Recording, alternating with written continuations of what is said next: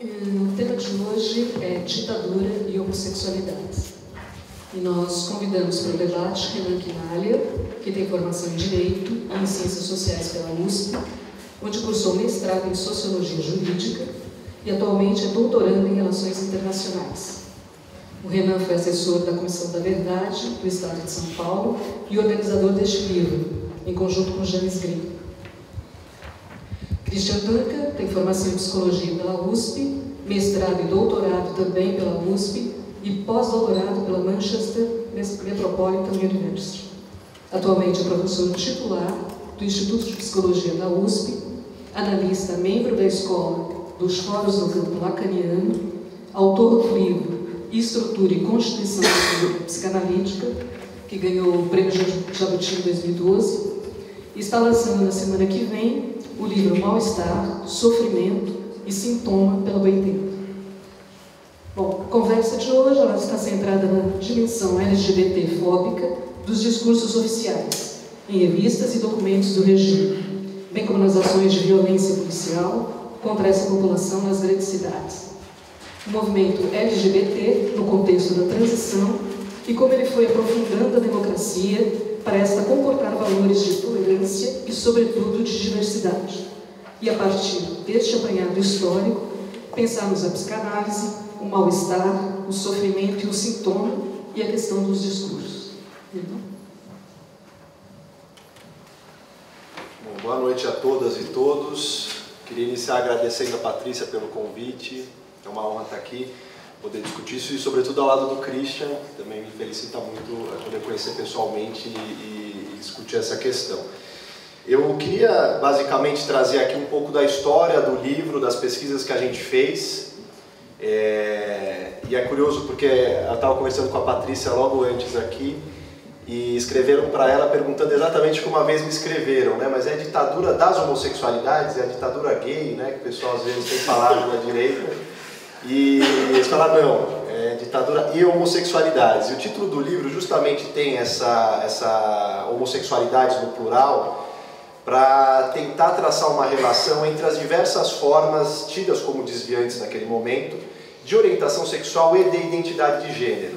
A gente sabe que hoje em dia a expressão mais correta ou mais adequada é LGBTs, mas a gente optou para não soar anacrônico que fosse ditadura e homossexualidade no plural, porque naquele momento essa era a compreensão do próprio regime como do próprio movimento.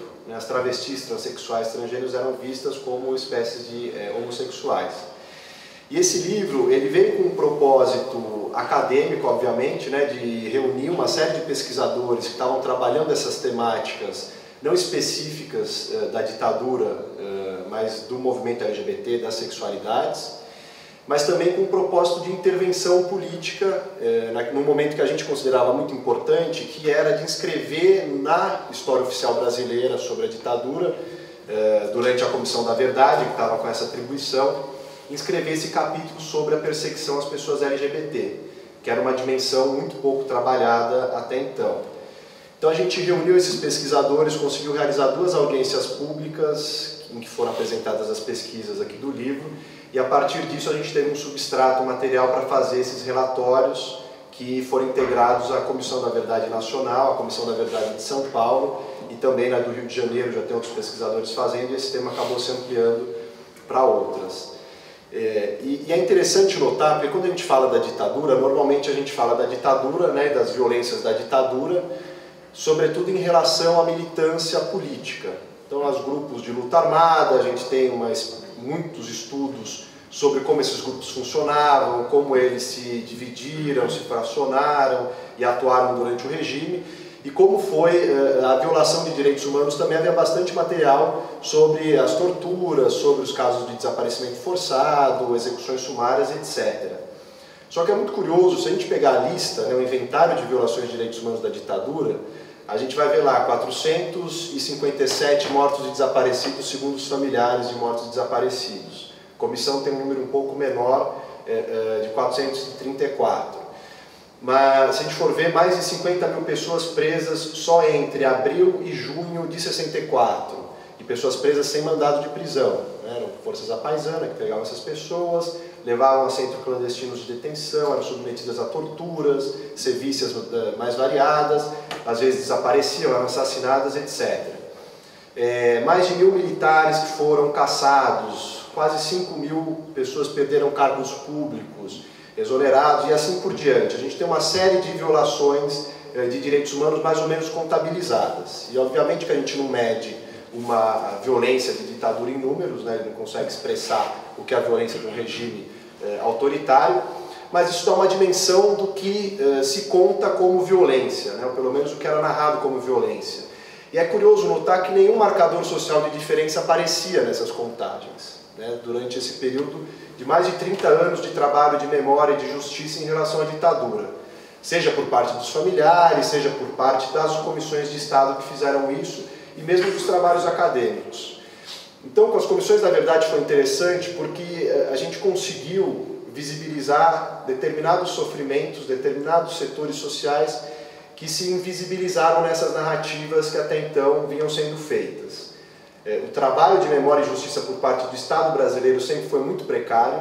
A gente teve uma lei em 95, na época do Fernando Henrique, que era em 9140, que reconheceu 136 casos de mortes e desaparecimentos e reconheceu a responsabilidade do Estado, mas abstratamente, justamente para não reconhecer a responsabilidade concreta dos agentes públicos.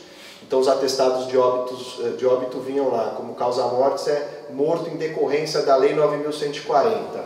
A gente brincava que é a lei mais assassina do Brasil, porque ela é causa-mortes de centenas de pessoas na época da ditadura.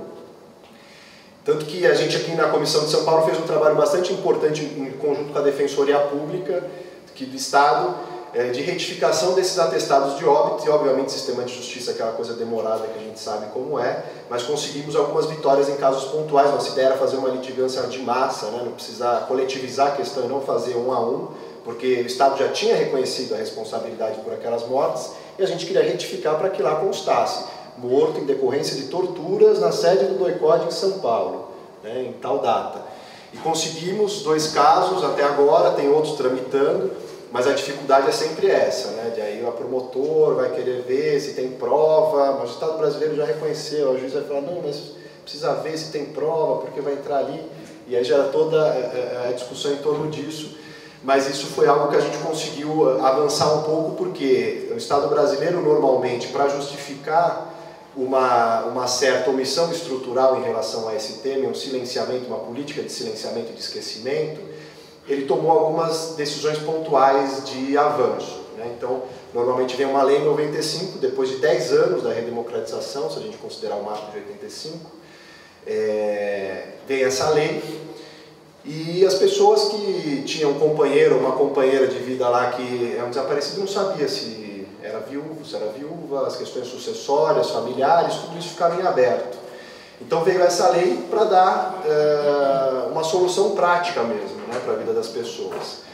E só depois, em 2002, é que vai vir uma outra lei, uma medida provisória, na verdade, que cria a Comissão da Anistia durante o governo Fernando Henrique ainda, que é para indenizar as pessoas que tiveram prejuízos decorrentes da perseguição política, mas prejuízos laborais, né? Então manteve um tipo de recorte a partir da profissão, do status de classe da pessoa.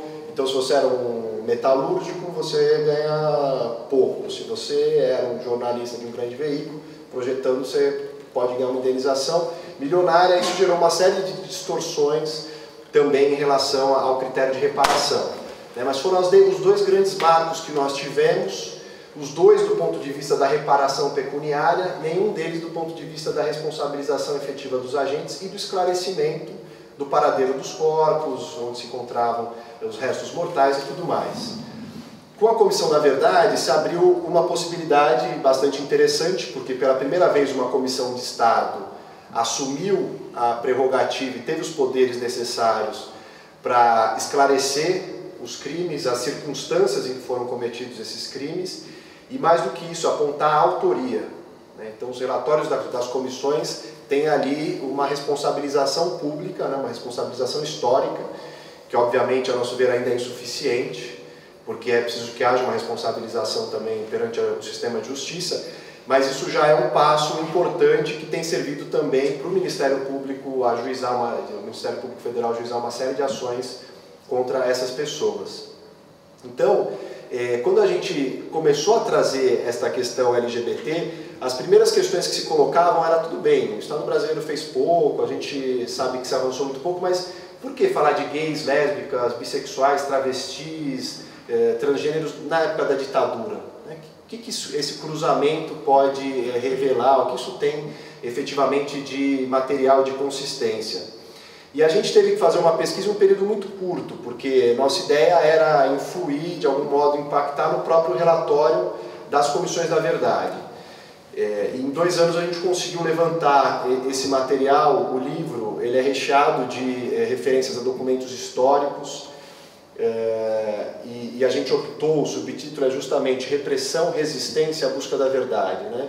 Repressão porque a gente tentou iluminar um componente homofóbico, transfóbico que havia na repressão política da ditadura, né? A criação de um inimigo interno que era uma figura muito cara da doutrina de segurança nacional, que inspirou o regime brasileiro e diversos outros no Cone Sul nessa mesma época.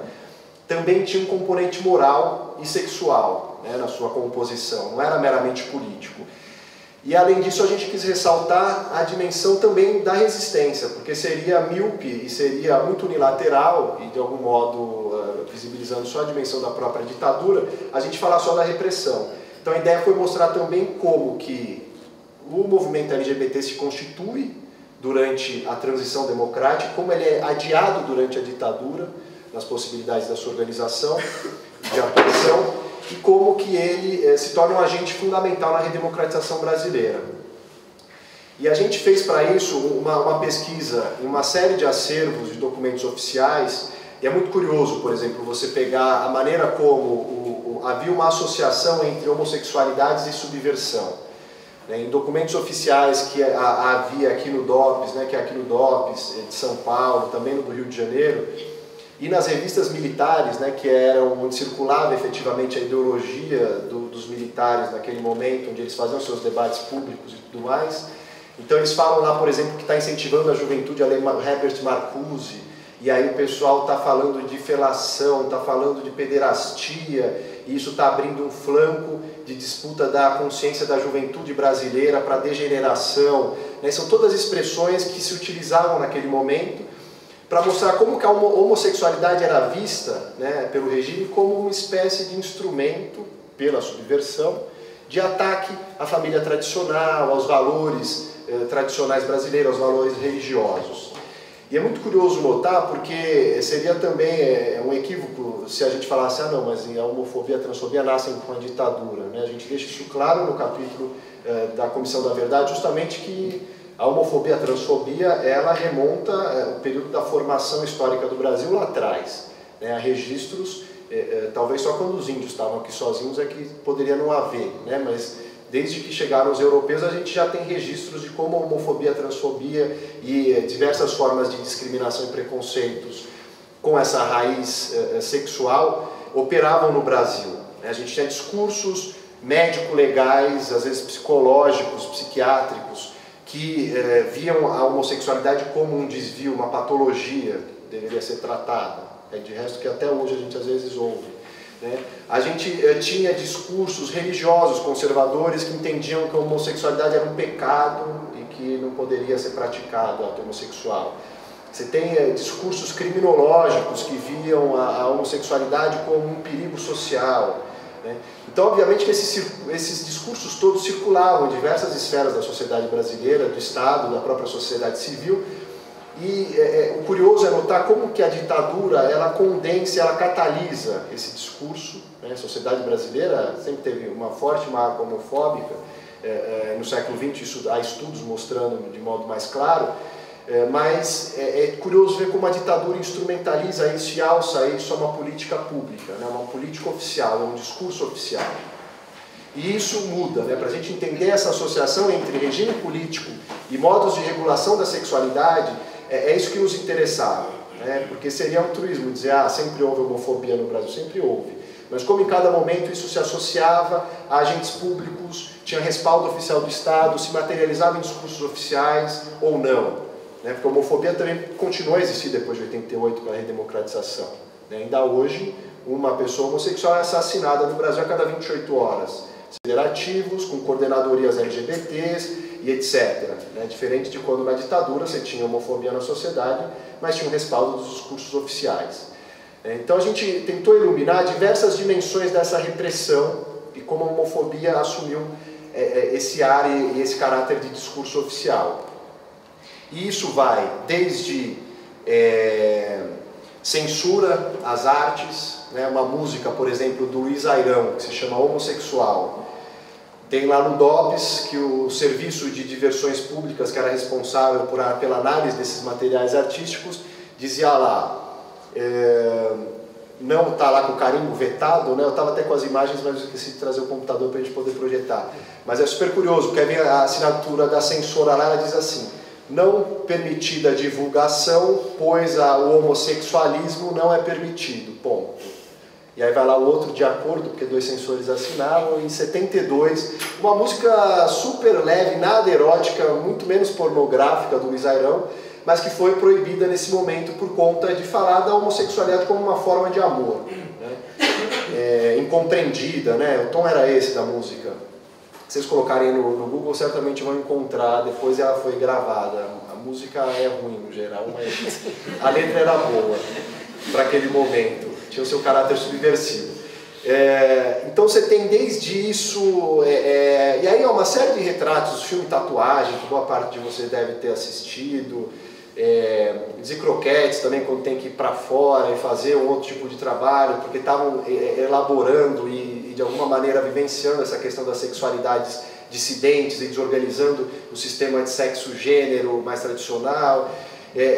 Então isso nas artes se abateu de maneira bastante particular e bastante forte, algumas dos capítulos do livro mostram um pouco isso, mas você teve uma dimensão da censura muito forte sobre o jornalismo também.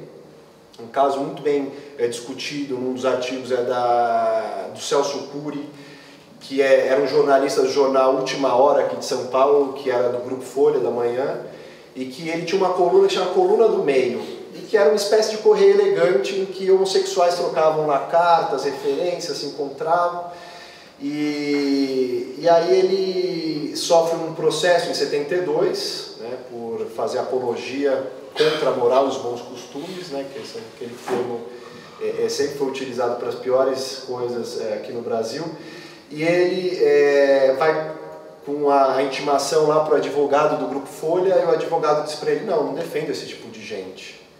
E aí ele é mandado embora, despedido do Grupo Folha, e não tem também a defesa, ele é obrigado a arcar com o ônus do advogado e tudo mais, sozinho. E tanto que ele tem uma entrevista com ele no Lampião da Esquina, que é um jornal fantástico, que quem não conhece vale a pena olhar, que é um jornal da imprensa nanica, ou da imprensa alternativa, que surge no fim dos anos 70, especificamente de homossexuais para homossexuais, e a qualidade gráfica e política é algo que ainda hoje eu não vejo nada parecido com o Lampião da Esquina. E todo o acervo está digitalizado, ele circulou por 2 anos, seus editores foram perseguidos, também sofreram o mesmo processo em 79, tiveram toda essa dificuldade de, enfim, tocar a organização do jornal com o ônus de pagar advogado, já era um jornal difícil de circular, mas vários, Jean-Claude Bernardet, lá da ECA, era um dos que tocou esse jornal, um dos editores foi o João Silvério Trevisan também, o Agnaldo Silva, que escreveu essa novela também na Globo, virou dramaturgo, também participaram dos editores, e o Celso Cury, quando entrevistado nesse jornal, ele diz lá, da dificuldade de fazer qualquer coisa, o pessoal pergunta para ele sobre o movimento homossexual, como se chamava naquele momento, ele diz: no Brasil não tem movimento homossexual, tem movimentação de homossexual, que vai do táxi para a sauna, da sauna para casa, mas no Brasil não tem nem movimento de manicure, ele disse na entrevista. Porque efetivamente nesse momento não havia possibilidade de organização. Então a gente pega essa parte da censura aos jornais, o Antônio Crisóstomo também foi um caso muito exemplar nesse momento, que era um dos editores do jornal, e o Crisóstomo é acusado por ter adotado uma criança morava na rua, criança, perto da sede do jornal, e todo mundo do jornal acolheu a criança e tal, e ele acabou adotando a criança para morar com ele. Ele foi acusado de abusar da criança, e o processo corre, ele vai preso, o promotor oferece a denúncia no fim de semana, chega o inquérito na sexta, no domingo ele já prepara a ação vem na segunda-feira, prisão já decretada na segunda. Crisóstomo fica 2 anos preso, depois é absolvido, depois de 2 anos, pelo TJ. É super curioso ler a decisão, né, para quem lida com essa área que é a minha do discurso judicial também, né, vendo ali uma série de preconceitos bem enraizados na cabeça dos desembargadores, mas mesmo assim eles reconhecem que não há elementos para afirmar que houve nenhum tipo de abuso, ao contrário, né, ainda que eles dizem que a homossexualidade é um desvio, uma patologia e tal, mas que isso não significa que ele tenha abusado da criança. E aí ele sai da cadeia completamente arrasado, com a vida destruída, e morre 2 meses depois de sair da cadeia, né? Esse caso também é bem examinado. Há casos, por exemplo, do Denner, que era uma espécie de Clodovil da época, um costureiro da elite e tudo mais, que participava de programas televisivos, e que é afastado porque tinha trejeitos femininos e porque se comportava de maneira muito ruim para a formação da juventude e tudo mais, né? Então há uma série de censuras desse ponto de vista. A gente tentou também pegar, e essa foi uma dimensão muito importante aqui em São Paulo, que são as violências policiais diretas.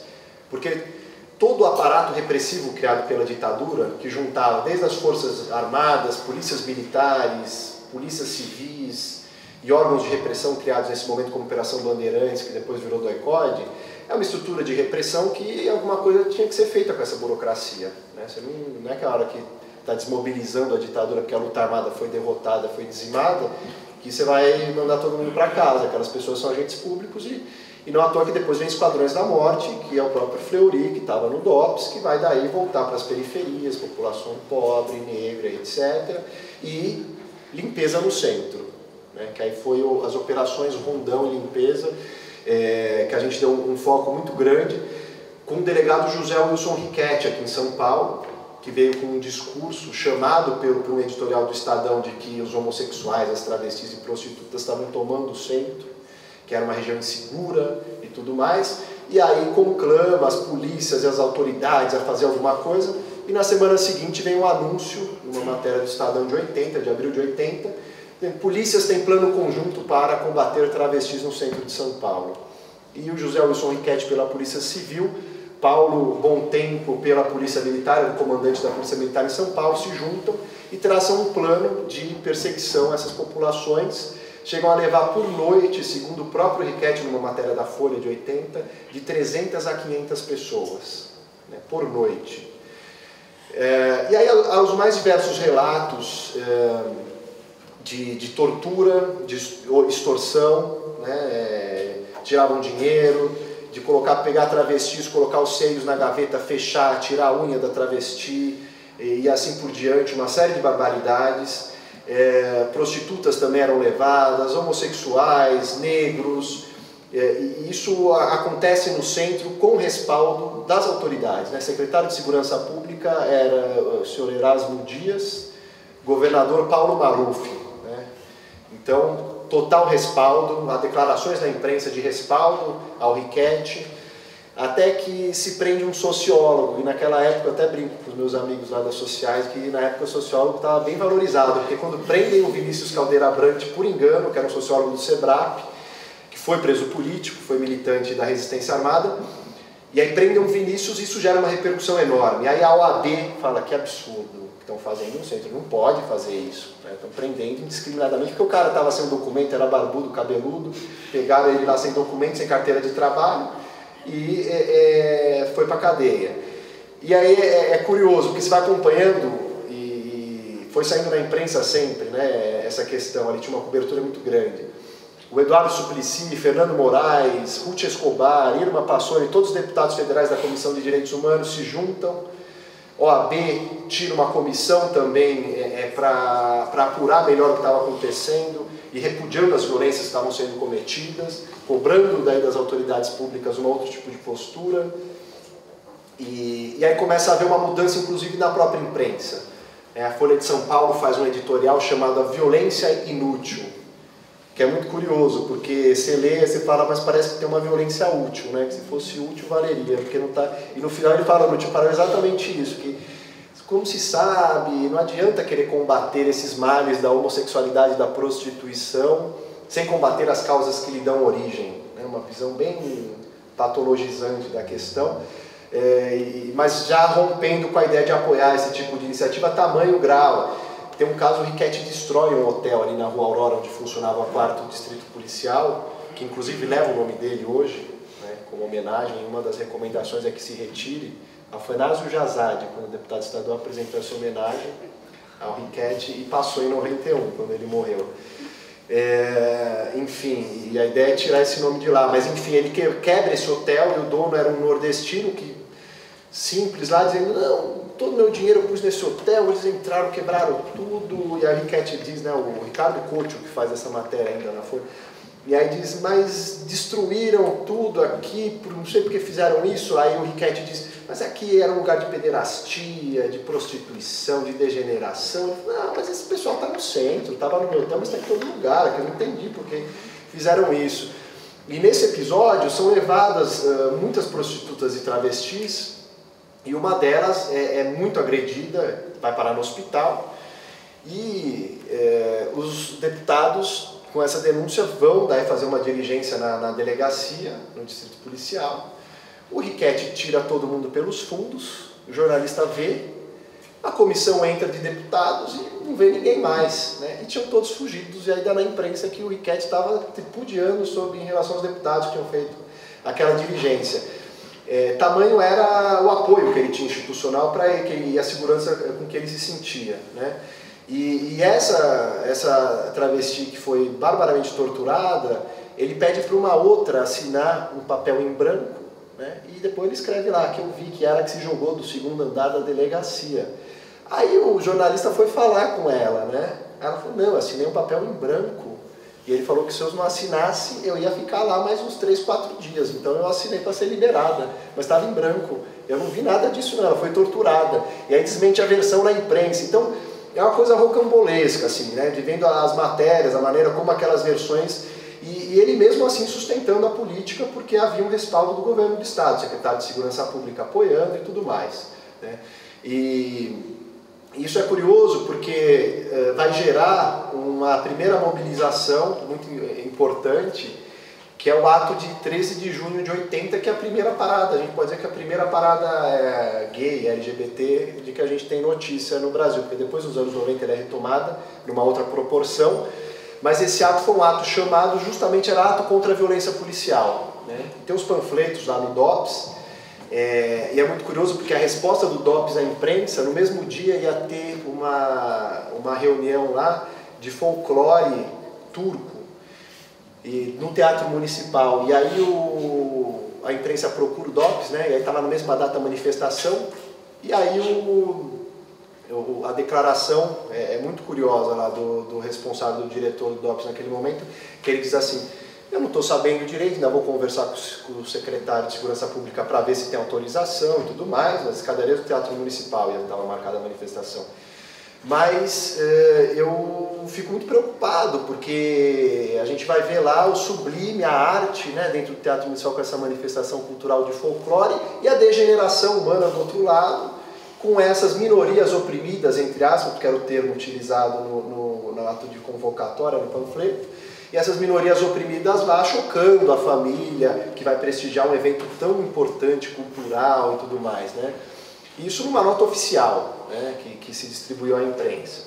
E esse ato foi importantíssimo porque marca, primeiro, um processo importante de organização, né, do movimento homossexual, mas de diálogo com o movimento de mulheres e com o movimento negro, que estava também se reorganizando nesse momento, com o movimento negro unificado.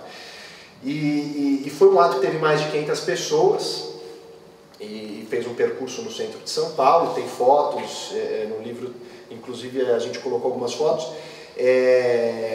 dos registros, e é muito interessante ver todas essas faixas lá, das lésbicas auto-organizadas, em relação aos travestis, aos gays, o movimento negro, ao movimento feminista e um primeiro esforço de ação coletiva, né? Hoje a gente discute muito a questão das interseccionalidades, desses marcadores sociais de diferenças e tudo mais, mas esses movimentos estavam fazendo uma experiência concreta já ali, né, de ação na redemocratização, de diálogo, de ação política conjunta, já que todos eles eram afetados de algum modo. E além desses episódios específicos, a gente teve também uma repressão no Ferros Bar, né, que era um bar onde as lésbicas iam muito, e o movimento de lésbicas organizado distribuía um boletim que elas tinham, que chamava Xana com Xana, era o boletim delas, e elas distribuíam lá o Xana com Xana. E aí começou, o dono era meio conservador, viu que estava tendo muita polícia lá, batida. E aí é um parênteses, porque é muito curioso, ao mesmo tempo em que durante a ditadura há um processo de repressão bastante claro, explícito, né, seja nessas batidas policiais e tudo mais, há um crescimento dos espaços de sociabilidade entre homossexuais, de vivência dos desejos, obviamente que getificado no geral, espaços reservados, longe, lá no canto, mas esses espaços estão crescendo, depois do milagre econômico, uma classe média que vai surgindo nos grandes centros, vai tendo uma liberdade maior do ponto de vista dos costumes e uma possibilidade maior de interação e de troca. Então, nesse momento da ditadura, isso também vai surgindo, né? Não graças ao regime, mas apesar do regime, isso vai se afirmando e se construindo. E esses espaços eram atacados, né? E o Ferros Bar era isso, é um bar ali da Martinico Prado, eu acho que chama. Na Martinica é na Santa Cecília, né? Isso, é Martinico Prado, é ali mesmo. Na frente de uma sinagoga ali que está sendo reconstruída. E ali funcionou o Ferros Bar. E num determinado dia o dono estava revoltado lá com essa coisa, que o público tradicional não estava indo, porque tinha muita lésbica, quer tocar todo mundo, aí rola aquela briga, não sei o que, não vai tirar, não vamos sair, vamos resistir e tal. E aí elas acabam saindo, tem uma polícia, tem um escarcéu, e aí elas marcam um dia de ocupação. Né? Aí vai a Roseli Roth, que é uma decana do movimento das lésbicas e tudo, ocupam, fazem um discurso, quebram a porta na entrada porque o segurança não queria deixar entrar e aí acabam ocupando, negociam, vem a polícia, não sei o que, aí o dono fala, não, tudo bem, pode continuar a vir e tal, e aí elas retomam aquele espaço simbólico e fica conhecido como o mini Stonewall brasileiro, né? Um bar também que teve um espaço de resistência do movimento, que foi do ponto de vista da memória bastante importante naquele momento. Então é curioso notar que ao mesmo tempo em que você tem uma repressão bastante grande, você tem também esses lapsos de organização do movimento, que foi bastante adiado. O Trevisan relata, ele que viveu em São Francisco, em Nova York, no México, ele tinha acompanhado o surgimento do movimento gay lá fora. Ele vem para o Brasil, tenta organizar antes, não consegue, né? E só em 78 e 79 é que vai se organizar um grupo Somos, que é o grupo de afirmação da identidade homossexual, é o primeiro grupo organizado de gays, lésbicas no Brasil. E esse grupo foi importantíssimo, ele acabou durando uns 3 anos, mas ele foi bastante importante nesse momento para, tanto do ponto de vista da consciência, das lutas e das alianças com esses outros setores que estavam envolvidos na redemocratização. O Grupo Somos vai no 1º de maio, essa foto de capa do livro é do 1º de maio, né, que eles vão com uma placa contra a discriminação tem a barra aqui, que eu acho isso curiosíssimo de vir, né, que é contra a discriminação do trabalhador / homossexual, né, que é algo que hoje a gente vai usar @x, o pessoal vai criando várias formas, mas naquela época eles já estavam com essa consciência de uma escrita de gênero, de levar isso em consideração. E vão para o 1º de maio, essa placa é no 1º de maio na Vila Euclides, quando o sindicato estava sob intervenção, e eles estão fazendo uma aliança com o movimento operário, e o James, que organizou junto comigo o livro, que participou do Somos, né, dessa geração, ele relata que eles estavam com medo de ir lá, porque havia um machismo e uma homofobia, inclusive no campo da esquerda. Isso é algo que é bastante conhecido também o Herbert Daniel, que foi um militante importante e relata muito isso no livro dele. Que ele diz que teve que esquecer o desejo dele, que era um desvio pequeno burguês, que ele usa entre aspas como as organizações usavam, para poder fazer a revolução. Aí como não fez a revolução, ele foi ver o desejo dele depois em Paris, quando saiu do exílio. E então havia isso, mas eles chegaram e foram super bem recebidos lá no 1º de maio, e começaram a participar desses outros espaços. Aí é curioso também porque aí se instala no interior do grupo um debate sobre a aliança com esses setores da esquerda tradicional que eram homofóbicos. O André Singer, quando era estudante lá das Ciências Sociais, organiza pelo Centro Acadêmico um debate em 79, que era a Semana das Minorias, que hoje em dia a gente sabe que não é um termo correto também, porque você tem maiorias que são minorizadas, como as mulheres, que são maioria, e se juntar as minorias daquela época lá, negros, mulheres e homossexuais, você tinha a maioria do Brasil, mas enfim, era o termo da época e foi importantíssimo porque ali também emerge esse conflito entre esses grupos, e a esquerda tradicional marxista, que falava, não, a gente primeiro tem que resolver as tarefas da Revolução Brasileira, as tarefas de classe, para depois pensar uma visão etapista nessas questões de sexualidade, de gênero e tudo mais. Então, foi importante porque mostra isso, mas o grupo também se fraciona e um grupo entende que não deve ir no 1º de maio, então um grupo vai, o outro faz um piquenique alternativo para mostrar a autonomia do movimento homossexual, dizer que a gente não vai estar junto. E isso é um debate que se instala ali, que é um debate que de resto depois acompanhou e acompanha ainda boa parte da esquerda brasileira, sobre como dialogar com essas pautas. Mas isso aparece de maneira bastante clara ali. Então, esse movimento foi fundamental, o grupo, apesar de durar pouco tempo, ele acabou gerando um caldo cultural importante, boa parte do grupo era envolvida com o Somos, com essa publicação, que circulou muito no Brasil nessa época, e conseguiu abrir um pouco, apesar de ter sido adiado, se você pegar, por exemplo, a Frente de Libertação Homossexual na Argentina, que surge ainda nos anos 60, no México a mesma coisa, Estados Unidos, havia todo um contexto internacional favorável, mas no Brasil isso acaba sendo adiado por conta da própria ditadura. Esse é um dos reflexos claros que a gente vê da ditadura em relação às homossexualidades. Então, esses são as questões, eu acho que eu também, para não falar muito em poder, a gente abrir para discussão, que a gente tentou iluminar de maneira bastante pontual, aqui pegando alguns dos tópicos trabalhados no livro, mas são alguns dos temas que a gente tentou explorar e tentou colocar no trabalho de Memória e Justiça, porque eu estava falando para o Christian lá em cima agora há pouco, que foi uma dificuldade muito grande também explicar para as pessoas, inclusive da Comissão da Verdade, que esse era um tema que cabia ali dentro. Mas por que vai falar de pessoas LGBT dentro de uma Comissão da Verdade, questão da ditadura, que relação que tem? E foi um trabalho bastante grande político também para convencer que havia isso, que havia uma possibilidade, uma necessidade dessa abertura. E com isso a Comissão da Verdade brasileira se tornou uma das pioneiras, junto com a Comissão da Verdade do Equador, que tem um capítulo específico de gênero muito avançado e um também específico LGBT. E a brasileira é a segunda num conjunto de mais de 40 comissões que houve no mundo, porque não é uma jabuticaba brasileira, a Comissão da Verdade, é algo que já houve em várias experiências de transições de regime autoritários ou de guerras civis para regimes de paz ou regimes democráticos. E essas comissões da verdade foram instrumentos muito utilizados, mas a Comissão da Verdade brasileira, ao incluir a questão das homossexualidades, como a gente coloca aqui, a questão indígena, a questão camponesa, a questão racial, a questão de gênero, ela acaba se abrindo também, visibilizando uma série de setores que não eram setores tradicionais organizados, que tinham capacidade de denúncia e de escrever a sua narrativa também na história oficial.